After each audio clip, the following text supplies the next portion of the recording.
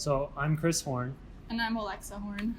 I'm an electrical engineering student, and I'm going to be graduating in a couple weeks. And I'm a mechanical engineering student.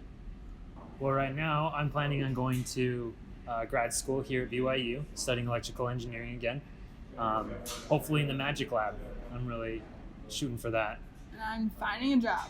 So, something I learned in this capstone experience is just you have an idea and you need to test it several times in order to make sure it works. Because there's things that you think won't fail, do fail. Yeah, basically, just always test. I've learned you can't make assumptions all the time. You have to, it's better to assume that something is not going to work than assume that it is going to work. We had so many times where we would have previous capstone teams do something or software that we thought would work, and we were relying on it working, and then when it came down to it, we couldn't get it to work, so we had to scramble to figure out new solutions. Well, so we're married, and working together hasn't been hard. I mean, she's a great person. We get along really well. This last year's been, awesome working together. We were really hoping in the beginning that we would be on the same capstone. And we can actually kind of trick the system a little bit, where my legal last name is still Goodman, so I said Alexa Goodman, and then we got in the same capstone team, which was great. But yeah, this last year we have actually just had our anniversary a couple of days ago, so we've been on the capstone basically our entire first year of marriage, but we work great together. We do side projects with each other all the time. Yeah. Over the summer we did a project where we were just trying to make a snake game using an Arduino, and that was really fun. Just like a way to spend our time over the summer, and we soldered together and spent a bunch of time wiring things up. I helped her learn a little bit of programming. She's shown me lots of CAD stuff, but that's still over my head. And then just recently we tried doing the SIOI competition, a project for that, but because of school we had to kind of fall out of that. It was too busy. Our SIOI project is just this, is supposed to be a blender machine that automatically makes your smoothies for you. And so we've done lots of CAD and lots of software development on that. And it's not like a blender because you already have a blender, right? But it's something that stores your fruit, and you have it on an app. You can control it and program it. Say, hey, I want this type of smoothie, and it'll measure out the ingredients for you and then make it for you. Which that's the cool part of it.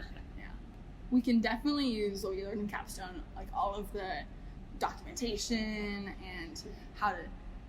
More like just documentation, a strict way to do everything is a really good way to make sure you have your process documented, and just so no one can steal your ideas and you have proof that you made it. Also, I found that when I write code up and then look back on it a month later, I have no idea what I wrote. So I now have learned that I need to write exactly what everything does so I can later come back and know what we've been doing. Our sponsor is Raytheon, the same people that we worked for over the summer, and just different locations. We work in Tucson, they are here in Salt Lake. Yeah, and the sponsor, the two liaisons that we have are David and Carrie, and they're both very, very smart guys. I think Carrie even has a PhD, and in terms of like the signal processing for our drone and communication and things, we've solely relied on Carrie's advice and help on that. We would have not been able to complete this project without their advice. And they did have some good suggestions for mechanically what mechanically was for the project, of how they wanted certain things tested and what was the minimum viable product they wanted mechanically. With working with specifically Carrie, he's the one that I've worked with the most in the signal processing. He showed us how to do all of it, and then then he helped us along and to solve problems. A lot of ideas that I had of what would work, he helped show me better ways of doing it. And then even after doing a lot of this signal processing work with Carrie, I went to class and I asked my teacher, my digital signal processing teacher, if I could get maybe some help on understanding a topic. He was surprised at how much I knew, because it was stuff that we hadn't learned in class and that we were supposed to learn a little bit about later on. And he was really impressed with that. So that's something that was very valuable to me. For me, I really like the hands-on. I'm a mechanical engineer, so that's what I basically like, is just being able to make something and apply what I've learned beforehand, all the stress factors, what factor of safety you need, how to correctly model something and then implement it in prototypes.